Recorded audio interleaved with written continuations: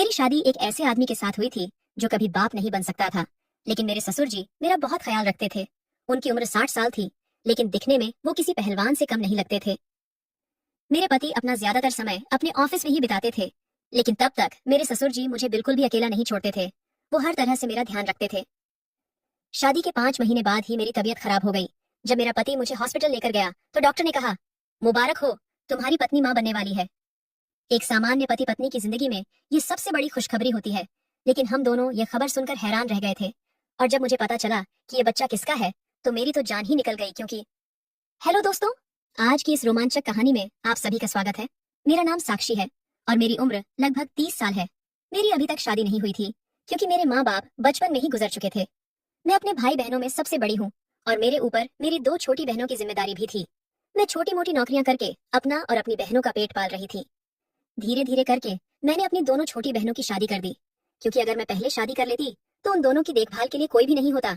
इसलिए सही उम्र में मैंने उन दोनों को विदा कर दिया। अब घर में मैं अकेली ही रह गई थी। इस अकेलेपन की वजह से अब मुझे भी किसी साथी की जरूरत मालूम होती थी। मुझे अपनी जिंदगी में एक ऐसे साथी की जरूरत थी जो मेरी तन्हाई को दूर करके मेरी जिंदगी खुशियों से भर दे। वैसे तो ये सब सोचना माँ बाप की जिम्मेदारी होती है, लेकिन मेरे माता पिता तो बहुत पहले ही मुझे छोड़कर जा चुके थे। मेरी उम्र भी थोड़ी ज्यादा हो गई थी, इसलिए अब मेरे पास कोई अच्छा रिश्ता भी नहीं आता था। एक दिन मैं बाजार गई थी तो वहां मुझे मेरी पुरानी सहेली मिल गई। उसकी शादी हो चुकी थी और बच्चे भी हो गए थे। वो मुझसे मेरी शादी के बारे में पूछने लग गई, तो मैंने भी उससे बातों ही बातों में सब बता दिया। काफी देर तक बात होने के बाद उसने मुझे बताया कि उसका एक भाई है जिसकी उम्र लगभग 40 साल हो चुकी है। उसकी शादी हुई थी, पर उसकी पत्नी उसे छोड़कर अपने मायके चली गई, क्योंकि वो कभी बाप नहीं बन सकता। उसके घर में रुपयों पैसों की कोई कमी नहीं है, पर जब से कुछ रिश्तेदारों में ये बात पता चली है, तब से उसके लिए रिश्ते आना बंद हो गए हैं और अब वो कुंवारा ही है। ये सब सुनकर मेरे दिमाग में एक ख्याल आया। मैंने अपनी दोस्त से कहा कि अगर तुम अपने भाई की शादी मुझसे करवा दो तो मैं तुमसे ये वादा करती हूँ कि मैं उसको छोड़कर कहीं भी नहीं जाऊंगी और उसको किसी बात के लिए ताना भी नहीं दूंगी। उसने हैरानी से पूछा, तुम उसकी सारी सच्चाई जानने के बाद भी उससे शादी करने के लिए तैयार हो? मैंने उससे कहा, तुम्हें तो पता ही है कि मेरी छोटी बहनों की शादी के बाद मैं बिल्कुल अकेली पड़ चुकी हूँ। इस तरह जीने से तो अच्छा है कि मैं तुम्हारे भाई का सहारा बन जाऊं और वो मेरा सहारा बन जाए। आखिर मैं कब तक अकेली रहूंगी? अब मुझे भी एक साथी की जरूरत महसूस होती है। बच्चे नहीं भी होंगे तो क्या हुआ, कम से कम जिंदगी के इस सफर में हम दोनों अकेले तो नहीं होंगे। मेरी सहेली मेरी बात सुनकर बहुत खुश हुई। वो बोली, अगर तुम्हें मंजूर है तो मुझे भी कोई दिक्कत नहीं है, और वैसे भी उस घर में एक औरत की जरूरत है। उनकी माँ भी बहुत पहले गुजर चुकी है और अब वो अपने बूढ़े पिता के साथ रहते हैं। अगर तुम उस घर में चली जाओगी तो उस घर की रौनक वापस लौट आएगी। फिर वो बोली, अब मैं अपने भाई से बात करके तुम्हें बताऊंगी, और वैसे भी तुम अब इस शादी को पक्का ही समझो, क्योंकि मेरे भाई को तुम्हारी जैसी लड़की की ही जरूरत है। वो इस रिश्ते को मना नहीं करेगा। 1-2 दिन बाद मेरी सहेली मेरे घर आई और इस बार वो बहुत ज्यादा खुश थी। उसने कहा, मेरा भाई तुमसे शादी करने के लिए तैयार है, पर उन्होंने एक शर्त रखी है। मैंने घबराकर पूछा कि क्या शर्त रखी है? उसने कहा, मेरा भाई बस इतना चाहता है कि दुनिया वालों को कभी भी उसकी बीमारी का पता न चले। मैंने कहा, तुम फिक्र मत करो, मैं ये बात कभी किसी को नहीं बताऊंगी। अगले कुछ दिनों बाद मेरी और सचिन की शादी करवा दी गई। मेरे सारे रिश्तेदार यह सोच सोच कर परेशान थे कि इस अकेली लड़की को इतना अच्छा रिश्ता कहाँ से मिल गया। मैंने अपने पति के नाम मर्द होने वाली बात अपनी बहनों को भी नहीं बताई थी। मेरे पति का यह राज मेरे सीने में ही दफन हो गया था। हमारी शादी अच्छे से हो गई थी और उसके बाद मैं विदा होकर सचिन के घर आ गई। ससुराल पहुंचते ही मैं हैरान रह गई, क्योंकि ये घर तो एक आलीशान बंगला था जो किसी महल से कम नहीं लग रहा था। मैं सपने में भी नहीं सोच सकती थी कि मेरी शादी इतने अच्छे घर में होगी, इसलिए मैं अंदर ही अंदर बहुत खुश हो रही थी। सारी रस्मों के बाद मैं अपने कमरे में पहुंच गई, जहां हमारी पहली रात की सेज सजाई गई थी। मैं दुल्हन बनी अपने पति का बेसब्री से इंतजार कर रही थी। कुछ देर बाद सचिन कमरे में आए, पर थोड़ा परेशान से लग रहे थे। वो शायद अपने अंदर की कमी की वजह से परेशान थे। मैं उनकी परेशानी समझ चुकी थी, इसलिए मैं उनके पास गई और उन्हें यकीन दिलाया कि ये सारी बातें कभी भी इस कमरे के बाहर नहीं जाएंगी और ना ही मेरी तरफ से आपके ऊपर कोई दबाव आएगा। मेरी इन सारी बातों के बाद सचिन का चेहरा गुलाब की तरह खिल गया था। वो मेरे पास आकर बैठ गए और मेरा हाथ अपने हाथों में ले लिया। उन्होंने मेरे हाथों में एक बड़े हीरे की अंगूठी पहनाई और कहने लगे, साक्षी, तुम मिल गई हो तो ऐसा लग रहा है जैसे सब कुछ मिल गया है। मैं भी बहुत खुश थी, क्योंकि सचिन बहुत ही अच्छे इंसान थे। जब से वो मेरी जिंदगी में आए थे, तब से मेरे साथ सब अच्छा ही हो रहा था। मेरी जिंदगी में भी खुशियां वापस आ गई थीं। सचिन ने मुझे इतना प्यार दिया था कि मैं अपनी पिछली जिंदगी के सारे दुख भूल चुकी थी। सचिन ने मुझे अपनी पहली पत्नी के बारे में भी सब कुछ बताया था। सचिन ने मुझे बताया था कि जब काफी दिनों तक उन्हें कोई बच्चा नहीं हुआ, तो उन दोनों ने डॉक्टर को दिखाया और डॉक्टर ने बताया कि सचिन में बहुत सारी कमियां हैं और वो कभी बाप नहीं बन सकता। जब ये बात सचिन की पहली पत्नी राखी को पता चली तो वो सचिन को छोड़कर चली गई। इन सब के बाद सचिन पूरी तरह से टूट चुके थे और उन्होंने सोच लिया था कि वो कभी दूसरी शादी नहीं करेंगे। मैं सचिन की परेशानी को अच्छे से समझती थी, पर कहीं ना कहीं मेरे मन में भी बच्चे की तमन्ना थी और मुझे यह भी पता था कि यह मुमकिन नहीं है। दिन कुछ इसी तरह बीत रहे थे। मैं खूब मन लगाकर सचिन और उनके पिता की देखभाल करती थी। शाम के समय हम तीनों एक साथ बैठकर चाय पीते थे और रात में एक साथ खाना खाते थे। सचिन एक प्राइवेट जॉब करते थे, इसलिए अक्सर उनको घर आने में लेट हो जाता था। मैं जब भी बोरियत महसूस करती थी तो मेरे ससुर जी मुझसे बातें करते थे। इस तरह उनका भी दिल बहल जाता था और मेरा वक्त भी गुजर जाता था। एक रात की बात है, सचिन को ऑफिस से आने में बहुत ज्यादा देर हो गई थी। मैं घर का सारा काम करके अपने कमरे में चली गई और मेरी आंख लग गई। कुछ घंटे बाद जब अचानक से मेरी आंख खुली तो मैंने देखा कि ससुर जी मेरे कमरे में टहल रहे हैं। उन्हें अचानक से अपने कमरे में देखकर मैं चौंक गई और बोली, पापा जी, आप यहाँ क्या कर रहे हैं? तो उन्होंने जवाब दिया, बेटा सचिन अभी तक घर नहीं आया है, मुझे तो उसकी बहुत फिक्र हो रही थी, इसीलिए तुम्हारे कमरे में चला आया कि कहीं तुम अकेलेपन में डर ना जाओ। मुझे उनकी बातों में कोई सच्चाई नहीं दिख रही थी, क्योंकि जब मैं लेटी थी तब मैंने अपने ऊपर एक चादर डाला था जो अब नहीं है। इसका मतलब किसी ने मेरे ऊपर से चादर हटाया है। मैंने उनसे कहा, पापा जी मैं बिल्कुल ठीक हूँ, आप फिक्र मत करिए और अपने कमरे में जाइए। जैसे ही सचिन घर आ जाएंगे मैं आपको बता दूंगी। वो बोले, बहू मुझे नींद नहीं आ रही है, क्या तुम मुझसे थोड़ी देर बातें कर सकती हो? उनकी यह बात सुनकर तो मैं और भी ज्यादा चौंक गई थी। मैं कहा, पापा जी बहुत रात हो चुकी है, अब आपको आराम करना चाहिए।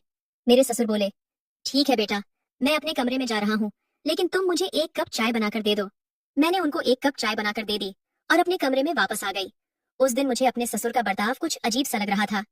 धीरे धीरे मेरी शादी को 4-5 महीने हो चुके थे, पर कुछ दिनों से मुझे महसूस हो रहा था कि मेरी तबीयत कुछ ठीक नहीं है। मेरी हालत देखकर सचिन मुझे डांटने लगे और बोले, तुम बहुत कमजोर हो गई हो, शायद अपने खाने पीने का ख्याल नहीं रखती हो। आज मैं तुम्हें डॉक्टर के पास ले चलूंगा, वो तुम्हें ताकत की दवाइयां दे देंगे जिससे तुम खाना अच्छे से खाने लगोगी और तुम्हारे अंदर की कमजोरी भी दूर हो जाएगी। मैं डॉक्टर के पास नहीं जाना चाहती थी, पर सचिन ने मेरी बात नहीं सुनी और जबरदस्ती मुझे डॉक्टर के पास ले गए। डॉक्टर ने मेरा चेकअप किया और चेकअप करने के बाद उन्होंने कुछ ऐसा कहा जिसे सुनकर हम दोनों पति पत्नी हैरान रह गए थे। डॉक्टर ने कहा, मुबारक हो, तुम्हारी पत्नी माँ बनने वाली है। एक सामान्य पति पत्नी की जिंदगी में यह सबसे बड़ी खुशखबरी होती है। लेकिन हम दोनों यह खबर सुनकर हैरान रह गए थे। मैं और सचिन बहुत अजीब नजरों से एक दूसरे को देख रहे थे, क्योंकि हम दोनों को यह बात बहुत अच्छे से पता थी कि सचिन कभी बाप नहीं बन सकता। तो आखिर यह बच्चा किसका था? सचिन ने उस समय मुझसे कुछ नहीं कहा। उन्होंने डॉक्टर के हाथ से रिपोर्ट ली और बिना कुछ कहे मुझे बाजू से पकड़कर गाड़ी तक ले आए। रास्ते में भी उन्होंने मुझसे कोई बात नहीं की और मुझे भी कुछ समझ नहीं आ रहा था कि आखिर यह सब क्या हो रहा है। जब हम घर पहुंचे तो ससुर जी बाहर बैठकर हम दोनों का इंतजार कर रहे थे। मेरे घर पहुंचते ही ससुर जी ने मुझसे पूछा, बहू तुम्हारी तबीयत कैसी है? सचिन ने गुस्से में रिपोर्ट फेंकते हुए कहा, आपकी बहू प्रेग्नेंट है, जबकि ये बात हम तीनों को बहुत अच्छे से पता है कि मैं कभी बाप नहीं बन सकता। इसका मतलब ये बच्चा मेरा नहीं है, और अगर मेरा नहीं है तो फिर ये बच्चा किसका है?